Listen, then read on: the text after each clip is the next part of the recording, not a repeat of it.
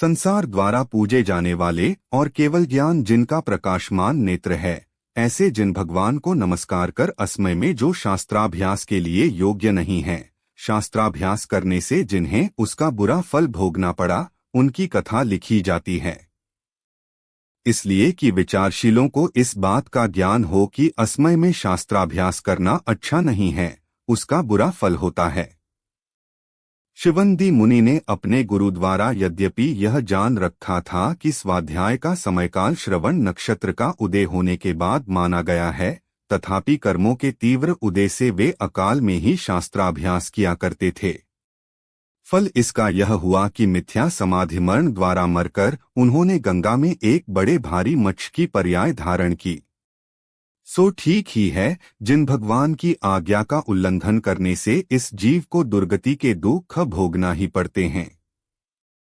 एक दिन नदी किनारे पर एक मुनि शास्त्राभ्यास कर रहे थे। इस मच्छ ने उनके पाठ को सुन लिया। उससे उसे जातिस्मरण हो गया। तब उसने इस बात का बहुत पछतावा किया कि हाय, मैं पढ़कर भी मूर्ख बना रहा, जो जैन धर्म से विमुख होकर मैंने पाप कर्म बांधा। उसी का यह फल है जो मुझे मच्छ शरीर लेना पड़ा। इस प्रकार अपनी निंदा और अपने पाप कर्म की आलोचना कर उसने भक्ति से समयत्व ग्रहण किया, जो कि सब जीवों का हित करने वाला है। इसके बाद वह जिन भगवान की आराधना कर पुण्य के उदय से स्वर्ग में महर्धिक देव हुआ। सच है, मनुष्य धर्म की आराधना कर स्वर्ग जाता है और पापी धर्म से उल्टा चलकर दुर्गति में जाता है। पहला सुख भोगता है और दूसरा दुख उठाता है। यह जानकर बुद्धिवानों को उचित है, उनका कर्तव्य है कि वे जिनेंद्र भगवान के उपदेश किए धर्म की भक्ति के अनुसार आराधना करें, जो कि सब सुखों का देने वाला है।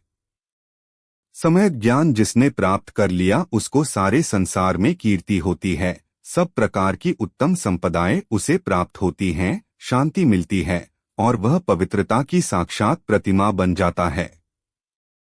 इसलिए भव्यजनों को उचित है कि वे जिन भगवान के पवित्र ज्ञान को, जो कि देवों और विद्याधरों द्वारा पूजा माना जाता है, प्राप्त करने का यत्न करें।